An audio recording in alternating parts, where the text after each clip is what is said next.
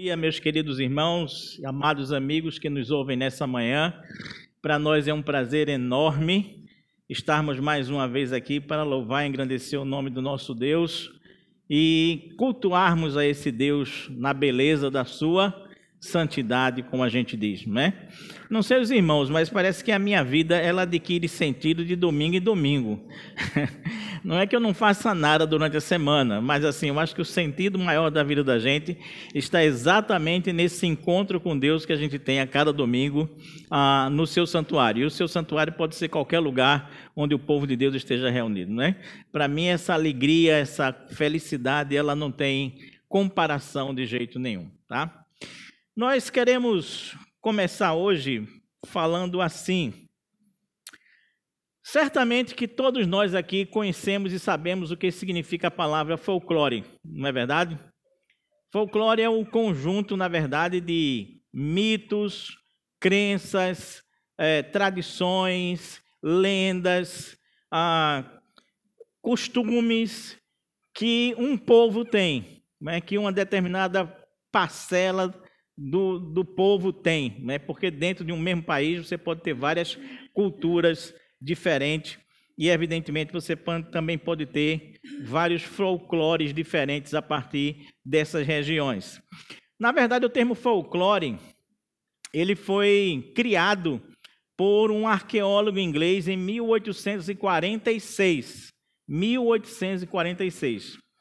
Ele, que era um entendido nessa cultura popular, juntou duas palavrinhas, a palavra povo em inglês, que é folk, junto com a palavra lore, e ficou folclore, né? E nós transliteramos, trouxemos para o português exatamente desse jeito que a gente lê hoje aqui. Mas todo mundo sabe o que significa a palavra folclore. Por exemplo, se eu perguntar aqui para os irmãos, quem são os personagens do folclore brasileiro que você mais lembra? Quem é que vocês diriam?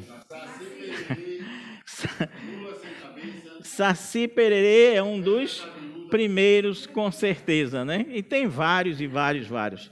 Selecionei alguns aqui rapidinho para a gente não trazer à memória, né? Esses personagens. Então, o Saci Pererê, que é um menino de uma perna só, que tem um cachimbo, que gosta de fazer redemoinho, né? É um desses personagens bem folclóricos da nossa cultura. Em segundo lugar, o Curupira, né? Que é um indivíduo que protege as florestas, etc. O detalhe é que ele tem os pés virados para o lado contrário, né? Ou seja, cada personagem dele tem uma característica diferente, interessante, esquisita, né? E etc. O boto cor-de-rosa também você já ouviu falar, né? No norte do país, esse personagem também é muito conhecido. É um boto que se transforma em homem e conquista as mulheres, né? Essa é a ideia dessa história. Você tem o bicho-papão, né? Que tem várias representatividades diferentes, né? E tem várias imagens diferentes dele. Mas uma coisa é certa, na minha infância tinha uma casa esquisita lá na estrada de Belém, que tinha umas pessoas que nunca apareciam, a gente passava assim olhando para dentro daquela casa e o pessoal dizia que ali morava o bicho-papão. E quem era criança naquela época tinha o maior medo possível de passar naquela calçada. Eu só passava bem pelo cantinho, já quase saindo da calçada mesmo, né? Porque o bicho-papão pegava as crianças. Viu? A comadre Florzinha, que na verdade tem que ser pronunciada assim, Fulozinha, né? Não é Florzinha, mas é Fulozinha também, né? Que também defende florestas e etc. Tal. Você tem a mulher de branco, não sei, essa é uma lenda urbana, né? Mas muito conhecida. Uma mulher de branco que aparece, né, em vários locais, né? Eu mesmo dizia que ela aparecia lá na empresa onde eu trabalhava. Vocês já viram que vocês vão ficar de noite aqui, Cuidado com a mulher de branco, né? A mulher de branco sempre aparecia muito assim na beira de estrada pedindo carona aos motoristas, né? O motorista dava carona para ela, etc. E de repente ela sumia de dentro do carro, né? E aí, isso me deixava arrepiado, né? Arrepiado de medo de encontrar, por um acaso, essa mulher de branco em algum lugar aí da vida. E tem, como foi falado aqui também, a mula sem cabeça, né? A mula sem cabeça se refere a história se refere a mulheres que têm algum relacionamento com um religioso, com um padre, né? E a maldição dessas mulheres por ter transgredido essa lei, vamos dizer assim, era justamente se transformar em mula na quinta-feira, à noite, né? E ela não tinha cabeça, mas ela tinha uma tocha de fogo, né? E saía caçando animais e saía caçando pessoas humanas também. Essa era a mula sem cabeça, não é? Enfim, são várias as histórias que nós temos de folclore brasileiro. E nós queremos refletir nessa manhã sobre uma história que, na verdade, ela tem tudo para ser comparada com uma história de folclore, mas não é, na verdade, certo? Nós vamos falar de uma história que está no livro de Números, no capítulo de número 22. E nós queremos fazer um preâmbulo, um pouco, queremos contextualizar um pouco o ambiente onde essa história acontece. Lembremos que o livro de Números é o quarto livro da Bíblia, se eu não me engano, e ele está ainda contando o início do povo de Deus, né? Números, capítulo 22. Nós vamos no início, logo no versículo 2, ler assim: Balaque, filho de Zippor, viu tudo o que Israel havia feito aos amorreus, e os moabitas tiveram grande medo deste povo, porque ele era muito numeroso.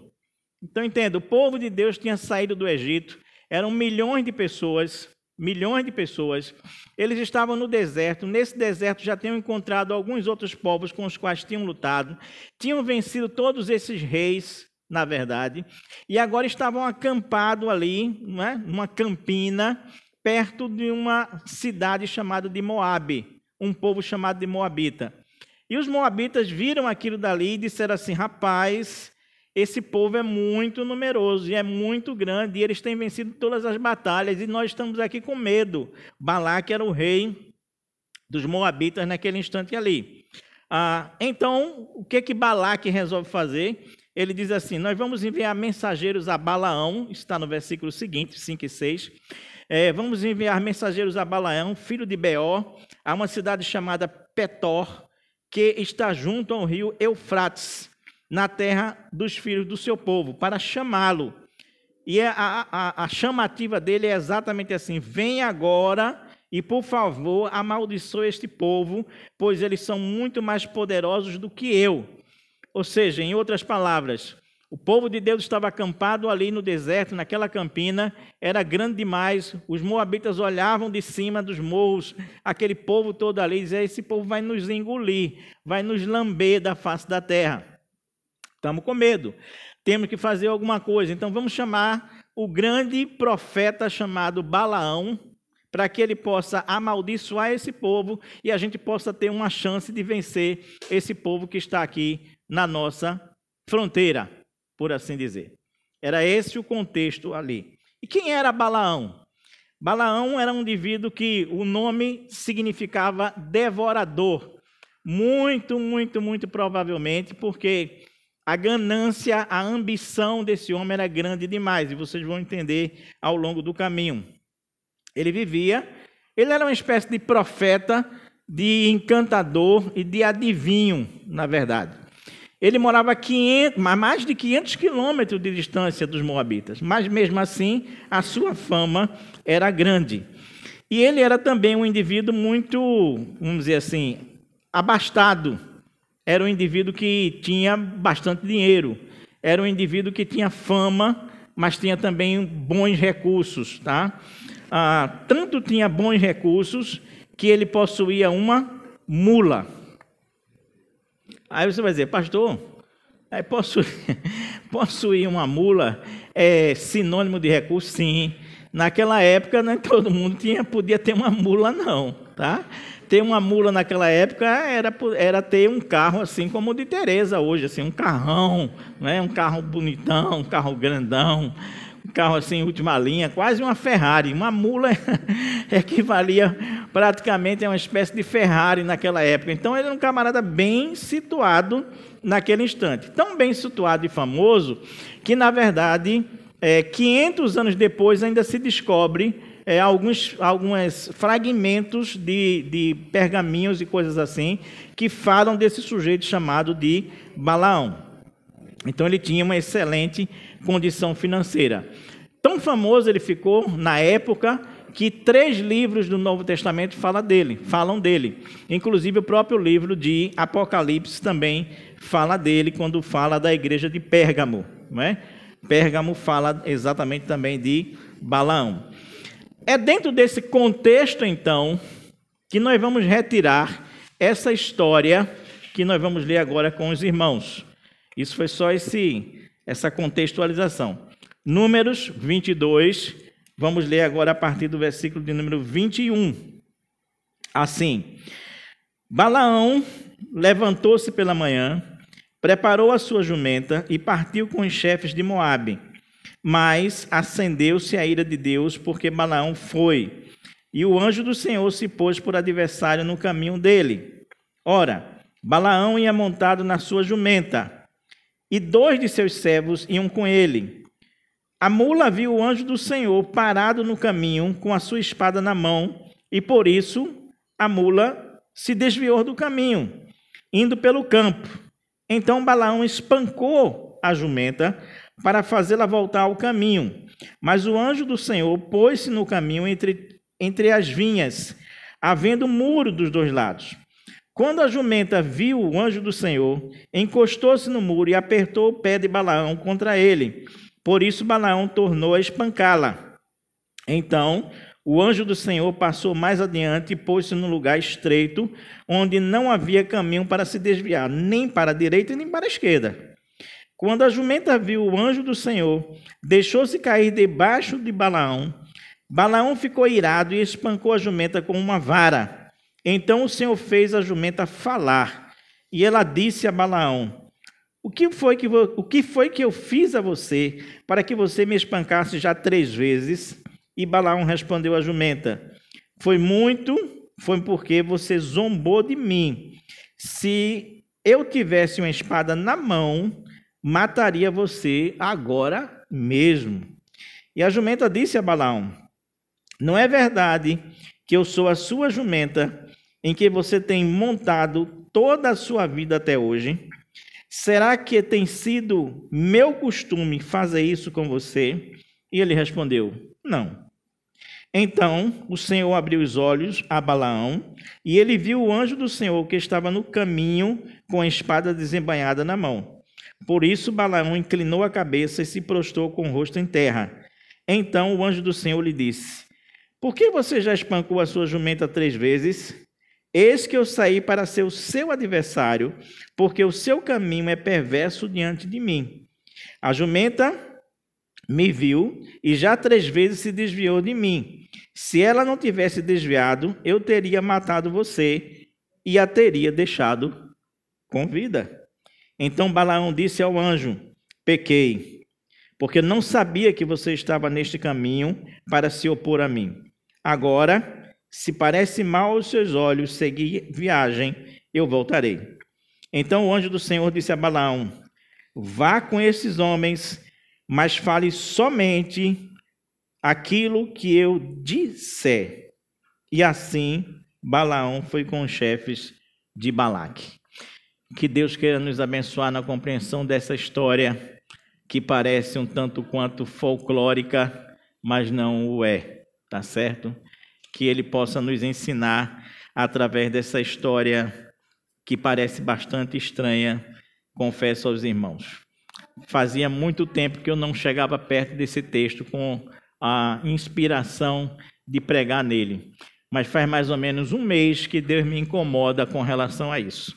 Desde que eu preguei sobre a igreja de Pérgamo, na verdade, essa ideia de pregar sobre Balaão e a mula, ou a mula de Balaão, como o texto é conhecido, ficou na minha mente.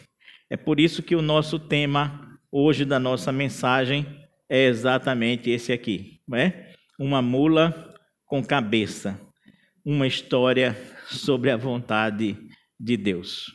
Uma mula com cabeça, não sem cabeça, tá? Mas uma mula com cabeça. Nós acreditamos sinceramente, quando eu coloco que essa mula tem cabeça, é que essa mula é bem ajuizada. Essa mula é inteligente. Essa mula tem bom senso.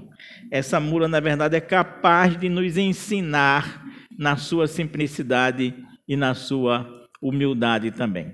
Curve sua cabeça, ore comigo nesse instante. Pai amado e Deus eterno, nós estamos buscando a Tua presença. Queremos agradecer o Teu carinho, o Teu amor sobre nós.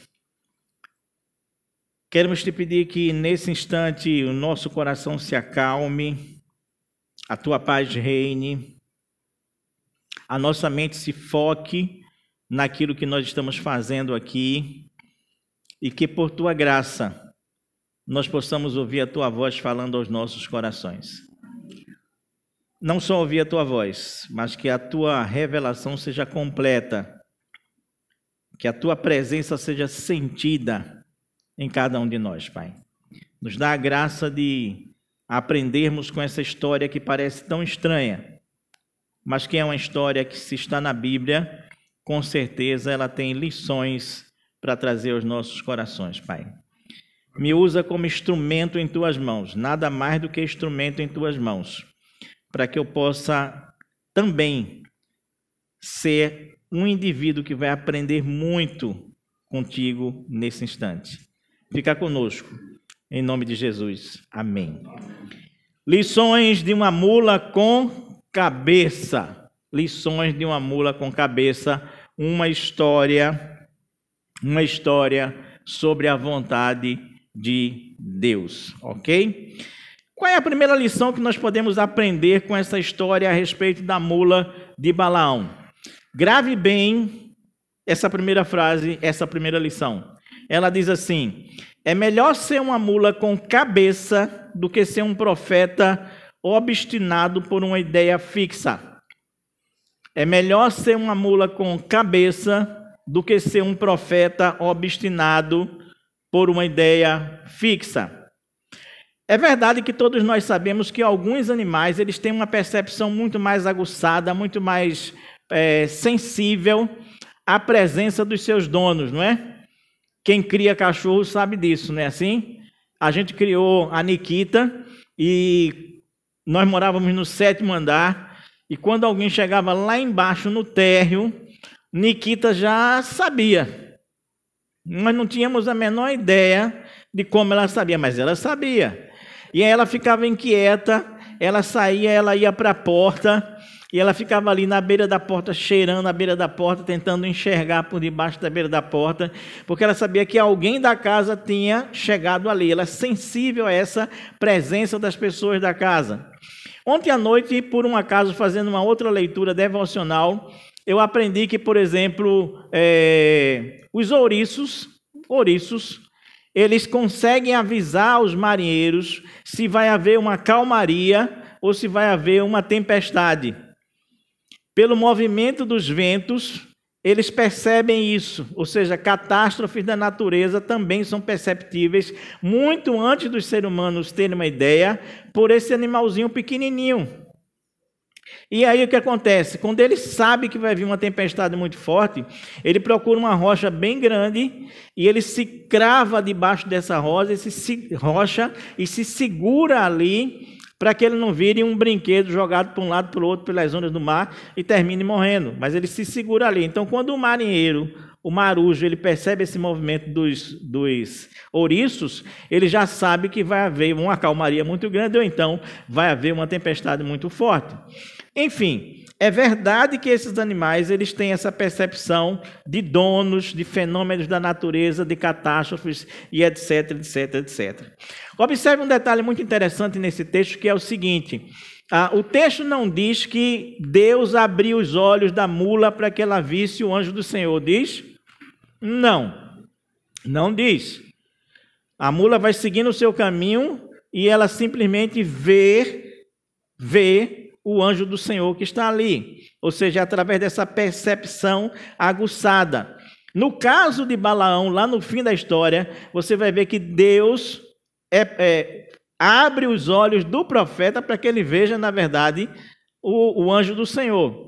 quando a mula não precisou disso de jeito nenhum.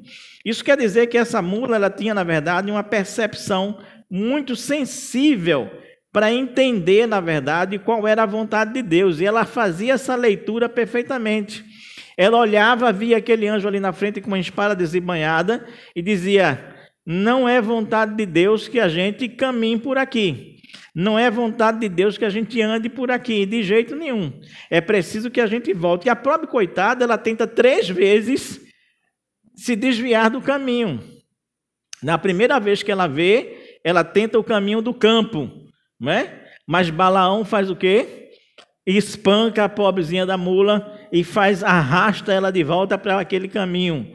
Aí ela tenta ir pelo caminho das vinhas. No caminho das vinhas tem 2 muros, não é? Mas não seria muro, mas seriam sebes, seriam cercas, não é? E ali ela tenta ver o anjo do Senhor e ela tenta passar imprensadinha de um lado e fere o pé de Balaão, que novamente fica com raiva dela, obstinado que ele estava em seguir o caminho dele, bate nela mais uma vez e arrasta para outro caminho. Só que nesse outro caminho ele fica estreito demais, não tem como se desviar nem para a direita nem para a esquerda. E aí ela olha assim e diz: não tem opção, em frente eu não vou. Essa mula é uma mula com cabeça, não é uma mula sem cabeça. É uma mula com juízo. Ela diz: eu não vou. E aí ela cai de joelhos diante do anjo do Senhor. Entenda, meu querido irmão. E aqui vai a nossa primeira lição. Entenda, entenda, entenda, entenda. Os sistemáticos, ouça bem direitinho, os sistemáticos bloqueios do caminho que você insiste em continuar à força podem ser exatamente o grito de Deus para exercer a vontade dele na sua vida. Os sistemáticos bloqueios de Deus, eles podem ser exatamente os gritos de Deus para que seus ouvidos ouçam que você não deve insistir com o que você está insistindo. Pode ser exatamente Deus dizendo assim: a minha vontade para a sua vida não é essa. Novamente eu vou dizer, ouça direitinho. Deus não apenas abre caminhos, mas também exerce a vontade dele fechando esses caminhos na sua vida. Você está entendendo isso direitinho? Deus não apenas exerce a vontade dele abrindo caminhos na sua vida, mas também fechando-os. Um caminho fechado por Deus pode ser a orientação que nós exatamente precisamos para estarmos nos centros do plano de Deus em nossa vida, para o nosso viver. Se algo não deu certo uma vez, se algo não deu certo 2 vezes, se algo não deu certo 3 vezes, meu amigo, abra os olhos do seu coração, abra os seus ouvidos, não insista, aprenda a fazer leituras de cenários e a entender a vontade de Deus não só através de um anjo que desce do céu, não só através de uma palavra, de uma pregação, mas através das circunstâncias que está envolvendo você. Pare com essa ideia fixa, se submeta à vontade de Deus, entenda que nem sempre os caminhos que nós planejamos são os caminhos que Deus quer para nós.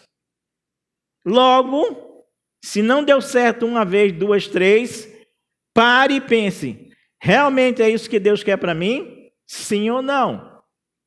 Pode não ser agora, pode ser até depois, mas se for depois, ele abrir as portas facilmente para você. Mas não insista, não insista, não insista e não insista.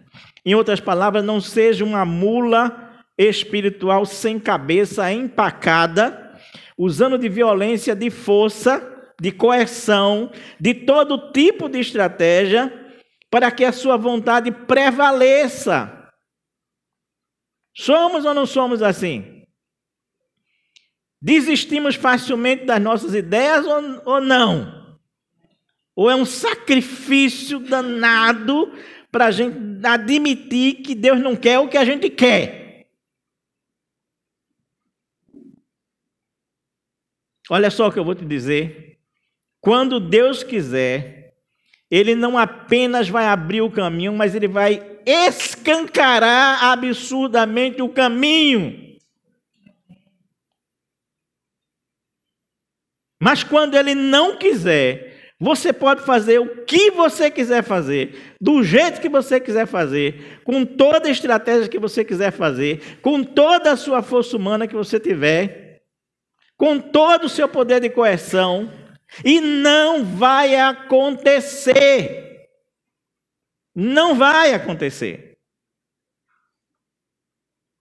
Coisas que às vezes chamamos de obstáculos, de dificuldades, de impedimentos, de barreiras, de empecilhos, podem ser bênçãos disfarçadas para a sua vida, livramentos ocultos que você não está nem percebendo, como era o caso aqui.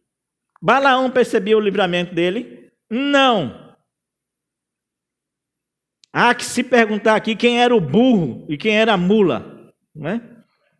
O burro está muito claro quem era, né? E por que eu chamo a mula com cabeça, né? Com inteligência. Porque é ela que livra ele da morte 3 vezes. São livramentos ocultos que o cara não está nem aí. Mas ele está obstinado a tentar chegar naquele lugar que ele quer de todo jeito, de toda maneira. A pergunta aqui nesse instante é: atualmente tem alguma coisa que você está como que dando murro em ponta de faca, insistindo, batendo, ferindo-se a si mesmo, ferindo outras pessoas, e você não entendeu ainda que Deus está dizendo: não! Pare! É não! Fique quieto! Abra os olhos, porque é não. Primeira lição é essa. É melhor ser uma mula com cabeça, com sensibilidade espiritual, com os olhos abertos para aquilo que o Senhor quer, do que, na verdade, você ser um profeta famoso, conhecido, bem financeiramente e obstinado por uma ideia fixa que não é a vontade de Deus. Segunda lição. É melhor ser uma mula com cabeça do que um profeta incapaz de aprender com a sua própria história de vida. É melhor ser uma mula com cabeça do que ser um profeta incapaz de aprender com a sua própria história de vida.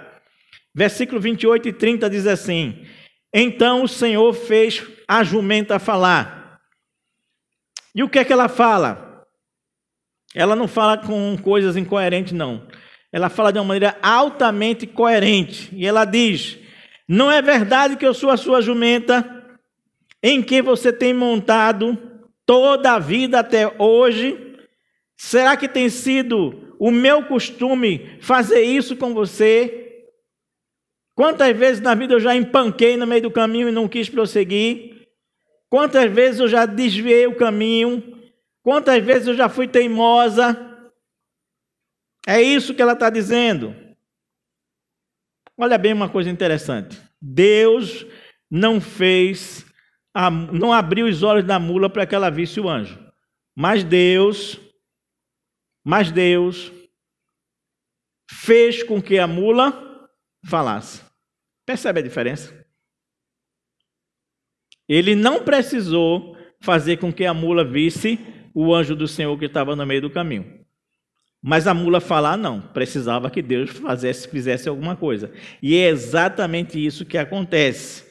Aquilo que era impossível para a mula fazer, que era falar, Deus permite que ela faça, que ela fale.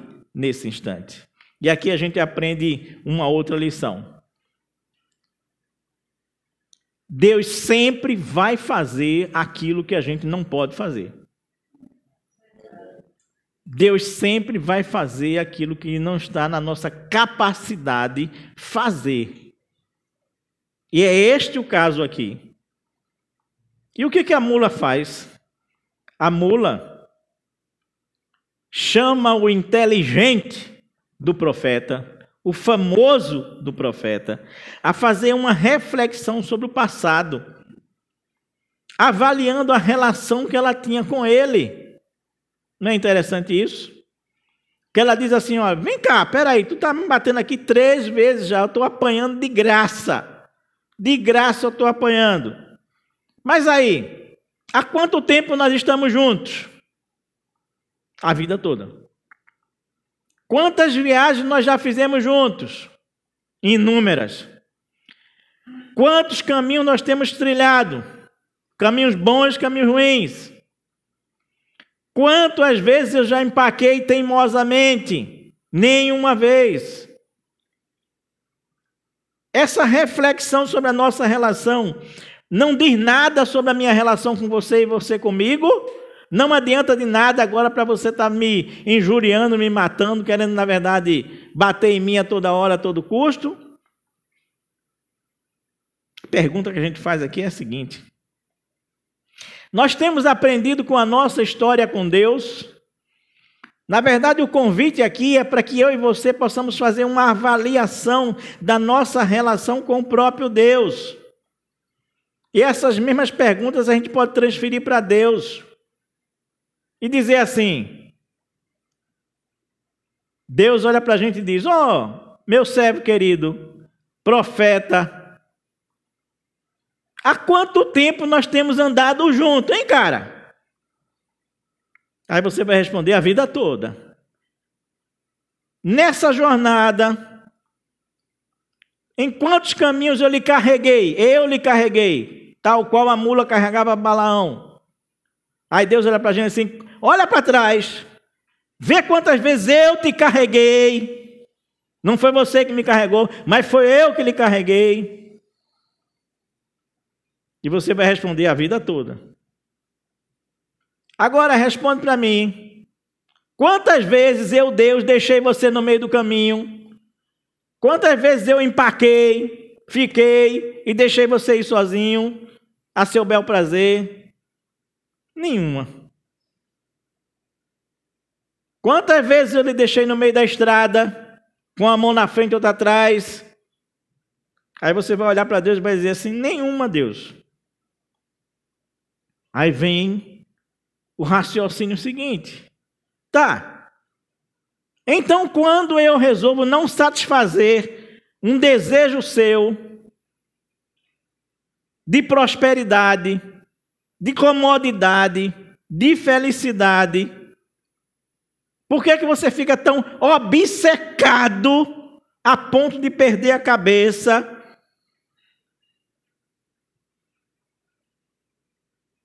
Porque se eu, Deus, nunca farrapeio com você, por que agora você fica desse jeito?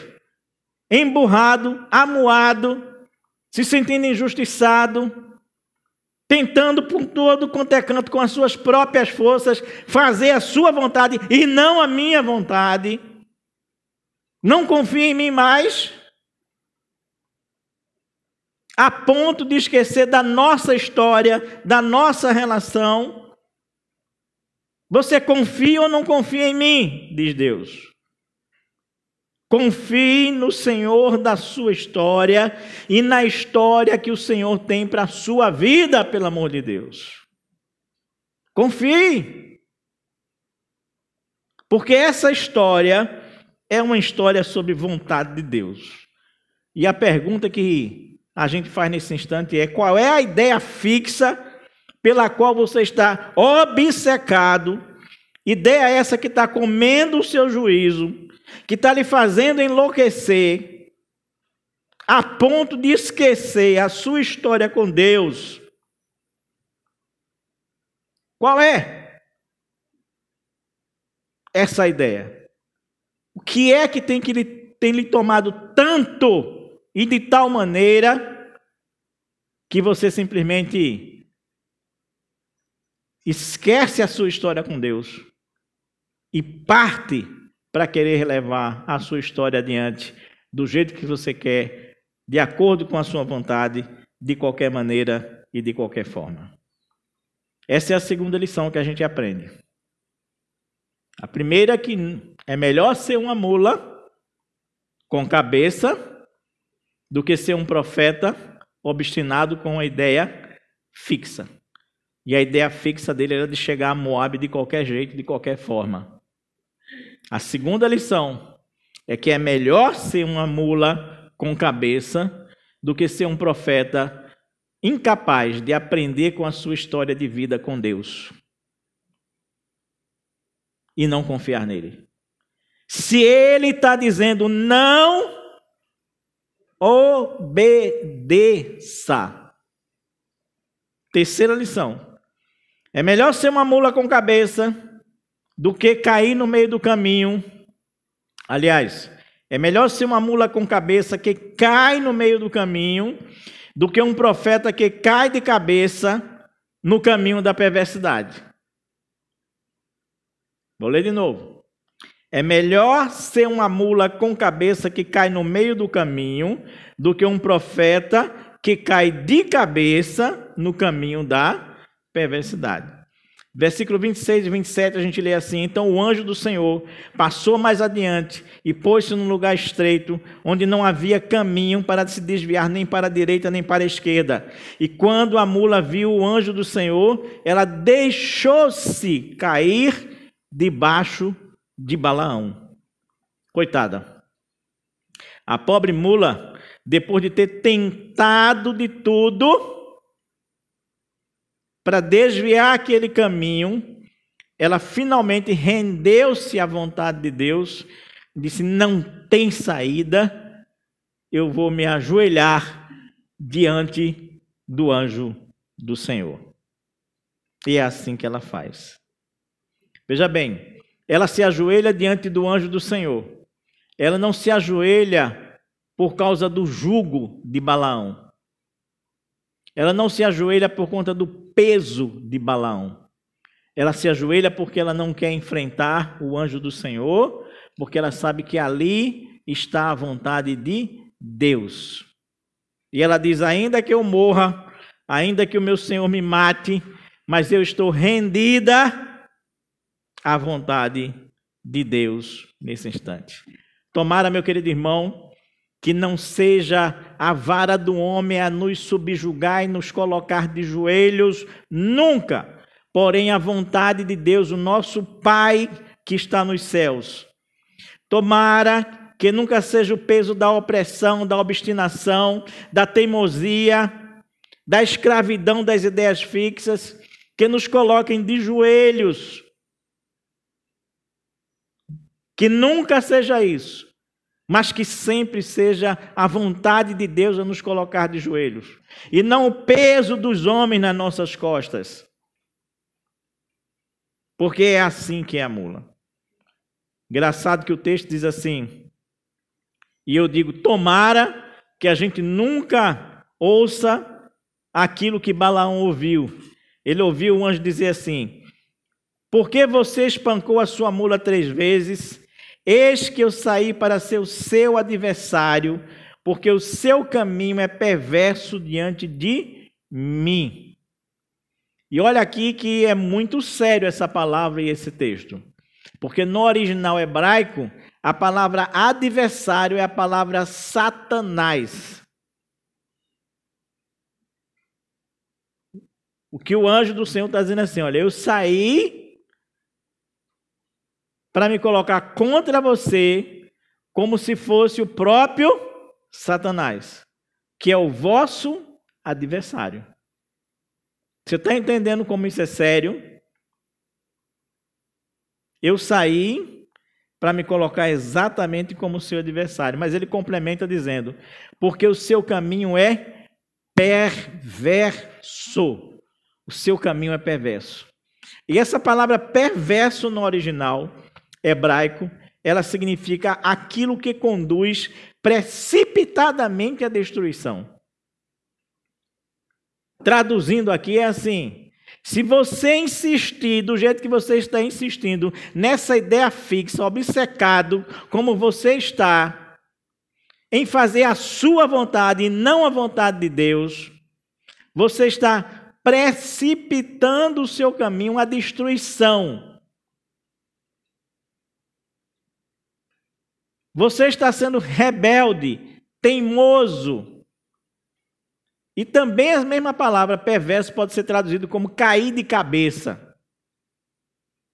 Entendeu agora porque eu coloquei esse título nesse terceiro ponto aqui? É melhor ser uma mula com cabeça, que cai no meio do caminho, do que ser um profeta que cai de cabeça no caminho da perversidade e da perdição. Balaão, ele estava profundamente mergulhado em si mesmo, ensimesmado. Ele tinha caído de cabeça dentro dele mesmo, e a ideia fixa que ele alimentava nesse instante era de que precisava chegar a Moabe, de qualquer maneira e de qualquer jeito, porque ele tinha interesses pessoais nisso. Balaque havia mandado uma comissão para trazê-lo. E essa comissão era de homens importantes e que levaram uma pequena fortuna para ele. É por isso que ele era abastado. A fama dele era grande. E ele foi consultar Deus. E Deus disse assim: não vá com esses homens, porque esses homens são homens... Porque o povo que está lá é o povo de Deus e ele é um povo abençoado. E você não vai amaldiçoar esse povo. No outro dia de manhã, Balaque chega diante dos homens de Moabe e diz assim: Deus não me deixou ir, ponto. Não fala nada a respeito de que o povo de Deus era abençoado e não poderia ser amaldiçoado de forma alguma. Ele omite essa informação. E esse texto, às vezes, é difícil de entender, porque você tem que ler as omissões que existem nele, as entrelinhas que existem nele. Ele só nega a informação principal, deixa em aberto a possibilidade de Balaque convidá-lo mais uma vez, e é assim que acontece. Os homens da primeira comitiva voltam, depois Balaque manda uma segunda comitiva com gente mais importante e com mais promessas ainda de dinheiro.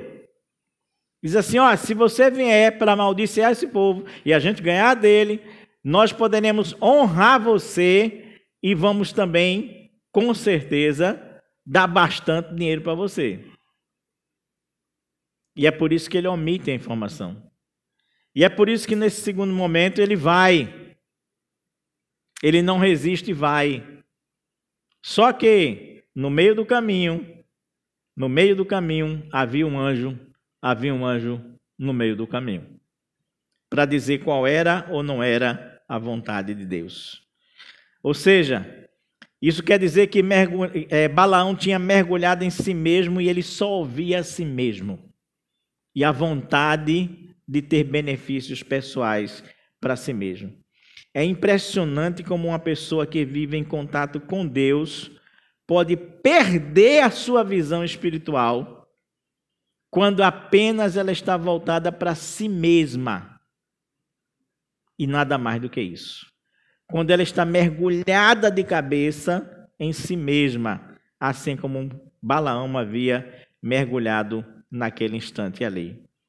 Balaão era famoso, solicitado, próspero, tinha até uma mula.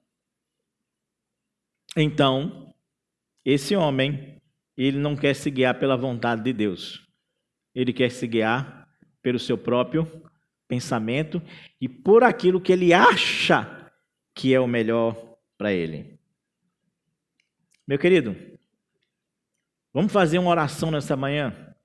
Vamos orar para que o Senhor abra os nossos olhos do coração, para que nós possamos ver nitidamente qual é a vontade de Deus à nossa frente, para que nunca a gente caia de cabeça dentro de nós mesmos, de maneira que fiquemos totalmente presos às nossas ideias fixas e aquilo que a gente acha que é melhor para a vida da gente. E eu quero concluir com duas coisas que me chamam a atenção nesse texto. Duas coisas que me chamam a atenção nesse texto. A primeira delas é assim: há pessoas tão obcecadas por alcançar os seus objetivos, seus interesses pessoais, tão envoltas em suas próprias emoções, que elas simplesmente não conseguem perceber os milagres de Deus ao seu redor. E isso é impressionante. Tem gente que está com o cavalo, né? O burro, sei lá, né? Não usa aquelas que a gente chama de viseira, né? Coloca aqui de um lado e de outro para que ele não veja nada ao redor. E ele só veja ali na frente. Tem gente que é exatamente assim, desse jeito. Foca numa ideia obstinada, que acha que é o melhor para si, que vai ter lucros com aquela ideia, e caminha diretamente para aquela ideia. E elas deixam de perceber os milagres que estão acontecendo ao seu redor. É de espantar que Balaão não faz nenhum comentário sobre o fenômeno de uma mula estar conversando com ele.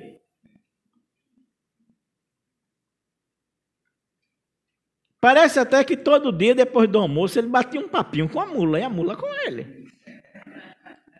Oi, irmão, tudo bem? Como é que tá tudo? Tudo bem. Tá, certo. A gente tem uma viagem programada, tá? Para a semana que vem. Ah, é mesmo? Então vamos preparar aqui para a semana preparada. Alô? Alô? Bicho, uma mula está falando. Isso não é normal. Isso não é normal. Você está entendendo que isso não é normal? E o cara não tem nenhum espanto com isso.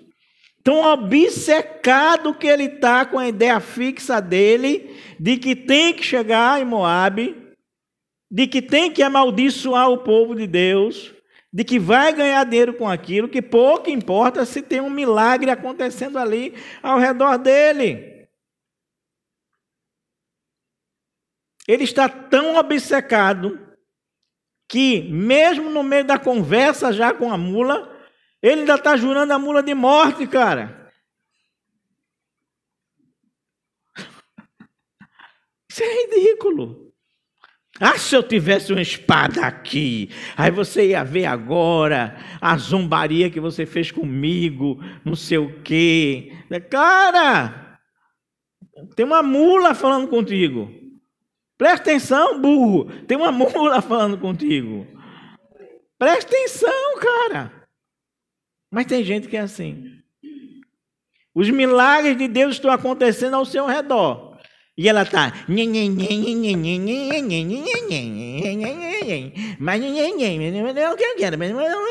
Mas eu acho que é melhor assim.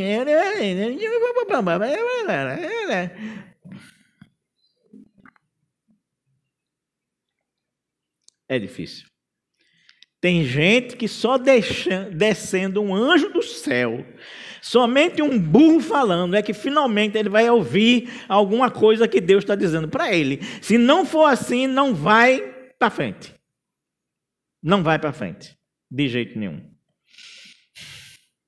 Existem muitas pessoas assim hoje em dia, coisas extraordinárias acontecendo ao seu redor, e eles simplesmente não conseguem perceber a vontade de Deus, porque eles não conseguem fugir do seu foco. Não conseguem fugir do seu foco. Não conseguem fugir do seu foco. Pergunto eu e respondemos todos nós. Nós temos aberto os nossos olhos para os milagres que Deus tem feito em nossas vidas? Ou estamos obcecados por aquilo que a gente não tem ainda e que a gente quer ter de todo jeito, de toda maneira, de toda forma. Será que o que você quer, de todo jeito, de toda forma, é da vontade de Deus? Ou você deveria se recolher à sua insignificância, abrir os olhos para Deus e obedecer a Ele na íntegra e dizer assim: Deus, quando for da tua vontade vai acontecer, mas eu vou estar em paz de agora em diante, eu vou dar o meu melhor de agora em diante, eu simplesmente vou seguir o caminho que vai estar aberto para mim, e ponto, e esquece, cara, e fecha esse processo na tua vida. Como eu disse, quando for da vontade de Deus, Ele não só abre o caminho, Ele escancara o caminho absurdamente. E você passa sem nenhum problema e sem dificuldades. Mas enquanto está ranhento, dificuldade, fechando, faz uma leitura dos cenários a respeito da vontade de Deus. Porque a vontade de Deus não é sempre dizer sim, mas às vezes é bloquear o caminho. Segunda coisa estranha nesse texto. Não parece estranho que depois de impedir por 3 vezes que Balaão siga o caminho, no final da história, o anjo termine permitindo que Balaão siga esse caminho? Não acha estranho isso, não? Primeiro Deus diz assim: não vá. Aí os homens vão embora, aí volta a segunda comitiva. Aí Deus diz: vá. Aí quando Balaão vai, que está no meio do caminho, Deus bota o anjo no meio do caminho e diz: não vá. Você está entendendo? Que fica, na verdade, assim, um Deus que diz: não vá, vá, não vá, vá. Não é estranho isso? Não é esquisito isso?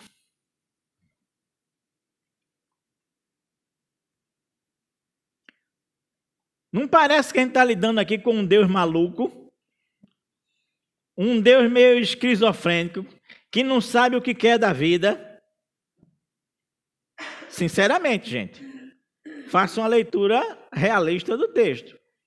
Não parece que a gente está lidando com um Deus assim que está meio na dúvida, não sabe o que quer, o que não quer para a vida de Balaão e da mula?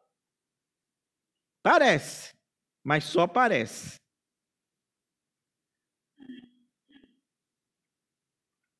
Ao permitir que Balaão vá, mas com uma restrição, está exatamente a resposta para essa questão que nós acabamos de levantar. O anjo do Senhor disse assim para Balaão, que Balaão, depois que finalmente viu o anjo, que as escamas dos olhos caíram e ele percebeu o que estava acontecendo, Balaão diz assim: pequei, não é melhor que eu volte, não? Aí o anjo diz para ele assim: não, vá com esses homens, mas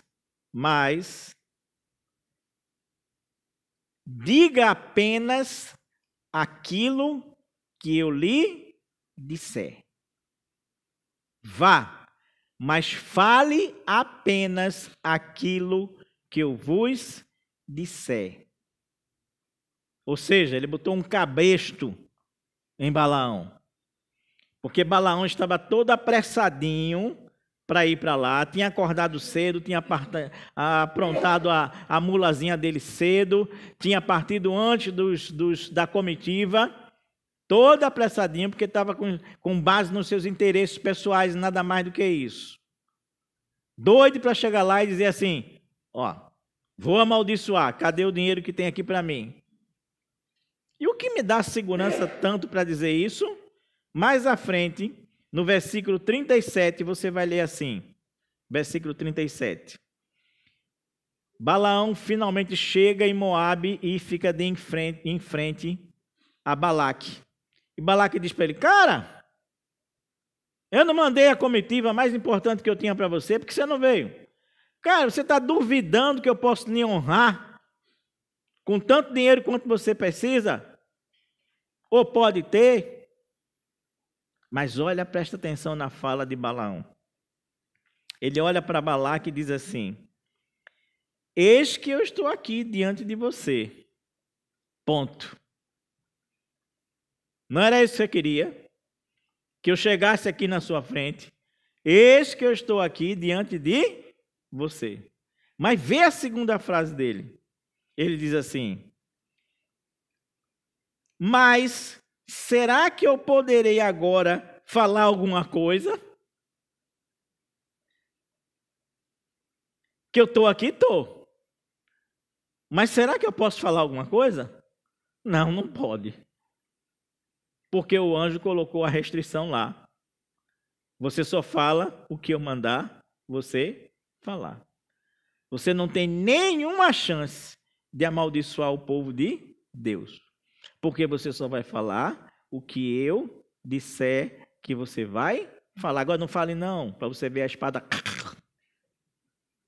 Entendeu? Você está entendendo agora que o interesse de Balaão era chegar lá para realmente amaldiçoar o povo e tentar ganhar os méritos, as honrarias, o dinheiro, a fortuna e etc, etc, etc, etc.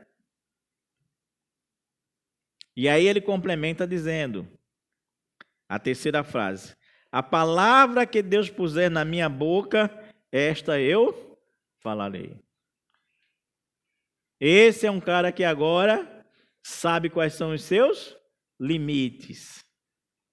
Que ele não pode dizer qualquer baboseira que ele queira, não. Para ganhar o dinheirinho dele, não. Na verdade, por 3 vezes ele vai desagradar o rei. Por 3 vezes o rei vai pedir para ele amaldiçoar, ele vai abençoar. Mas esse é o sermão do próximo domingo. Porque no próximo domingo a gente vai ver as artimanhas de Balaque e de Balaão, para mesmo assim manipular a vontade de Deus. E como nós fazemos isso? Mesmo sabendo que não é vontade de Deus aquilo que a gente quer fazer, mesmo assim, a gente tenta enrolar, a gente tenta um caminhozinho, um jeitinho de fazer a vontade da gente e não a vontade de Deus. Entenda, meu irmão. Deus estava dizendo para Balaão assim: Balaão, não é para ganhar dinheiro mais, Balaão, que você vai, mas é para fazer a minha vontade na cara de Balaque. Para que Balaque entenda que não é porque você está ou não está lá que as coisas vão acontecer do jeito que ele quer. Mas acontece segundo a minha vontade, porque aquele povo é meu povo e é um povo abençoado por Deus. Meu irmão, a gente hoje está vivendo um momento muito crítico nesse país folclórico chamado Brasil. O Brasil está virando um folclore, aqui dentro e no exterior. Porque não se cumpre lei, porque se diz baboseira o tempo inteiro, porque se comete erros. A igreja fica em perigo, vão amordaçar a igreja, não vão amordaçar a igreja. Não interessa, meus irmãos, porque a igreja é um povo abençoado por Deus e bonito por natureza. Você está entendendo isso? Não se toca no povo de Deus sem a permissão de Deus. Não existe isso. E Balaão e Balaque iam aprender isso. Não se toca em você sem a permissão de Deus. Sem que o anjo do Senhor não esteja com a espada desembainhada ao seu redor, lhe protegendo, lhe guardando dos caminhos que não são os caminhos que você deve percorrer na sua vida. Finalmente, com esta confissão da parte de Balaão, nós aprendemos uma coisa com esse vai e vem, vai e vem, vai e vem, fica e vai, impede e vai. Sabe qual é o que a gente aprende? É que não importa muito qual é o caminho, mas importa qual é a motivação de você querer ir por aquele caminho. Entendeu? Não importa se o caminho de Moabe vai ser percorrido por Balaão ou não. Importa, na verdade, qual era a motivação que estava dentro do coração de Balaão. E enquanto a motivação dele foi ganho pessoal, interesse pessoal, Deus barrou, Deus barrou, Deus barrou, Deus barrou, Deus barrou. Quando o anjo disse, não, agora você fala o que eu vou dizer para você fazer. Aí, nessa hora, nesse instante, não é mais o interesse pessoal de Balaão, mas é a vontade de Deus que se estabelece na minha vida, na sua vida e na vida de cada um de nós. Deus não é um maluco que não sabe o que quer, dizendo vai e não vai. Ao contrário, Deus enxerga os corações. E por enxergar os corações, Ele veda ou Ele abre o caminho para a sua vida e para a sua vida e para a minha vida também. A vontade de Deus, ela não é pendular. Vai para um lado, vai para o outro. Vai para um lado, vai para o outro. Não. A vontade de Deus, ela não é um pêndulo desregrado.